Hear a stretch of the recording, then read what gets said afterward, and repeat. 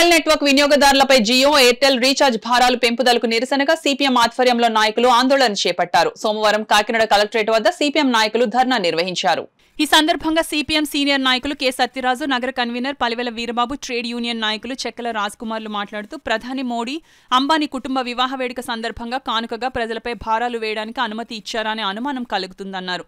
ప్రస్తుతం నీరు, పాలు వంటి నిత్యావసరాల్లో కమ్యూనికేషన్ కూడా చేరిందన్నారు. ధర్నా అనంతరం కలెక్టరేట్ స్పందనలో ఆర్టీఓ ఇట్ల కిషోర్ కుమార్ కు వినతి పత్రం సమర్పించారు. యునైటెడ్ ఎస్సీ ఎస్టీ ఫోరం నాయకులు మోతా కృష్ణమూర్తి ధర్నాలో పాల్గొని సంఘీభావం తెలుపుతూ ప్రభుత్వ రంగం ద్వారానే సామాజిక న్యాయం జరుగుతుందన్నారు. ఈ కార్యక్రమంలో సిపిఎం కార్యకర్తలు నల్లా ఈశ్వరి, రాణి, తలుపులమ్మ, అనపర్తి ఏడుకొండలు, వెంకట్రావు, చిరంజీవి, సత్యనారాయణ, సూరిబాబు తదితరులు పాల్గొన్నారు.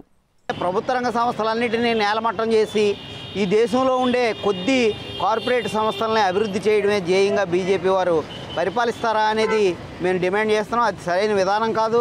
సామాన్య ప్రజలకు అందుబాటులో ఉండే ప్రభుత్వ రంగ సంస్థలని, వారి సేవల్ని అందుబాటులోకి తీసుకురావాలి. ఆ రకంగా బిఎస్ఎన్ఎల్ సేవలన్నిటినీ కూడా 4G 5G నెట్వర్క్ అనుమతించి వాటన్నిటినీ వినియోగంలోకి తీసుకురావాలా. సామాన్య ప్రజలకు అందుబాటులో ఉండే విధంగా రీఛార్జీలని ఉంచాలని, అలాగే పెరిగిన ఎయిర్టెల్లో జియో ఛార్జీలని నియంత్రణ విధించి మినిమం ఛార్జీలుగా కొనసాగించే విధంగా ప్రభుత్వం చర్యలు తీసుకోవాలని చెప్పి కాకినాడ సిపిఎంగా ధర్నా చేస్తున్నాం. అలాగే విజ్ఞాపన పత్రాన్ని కలెక్టర్ గారికి ఇచ్చి ప్రభుత్వానికి కూడా పంపించమని కోరుతున్నాం. తక్కువకు అందిస్తామని చెప్పి వస్తారు. ఈ జియో ఎయిర్టెల్ కూడా అలాగే వచ్చి ఇప్పుడు వారు ఇష్టం వచ్చినట్టు రేట్లు పెంచుతున్నారు.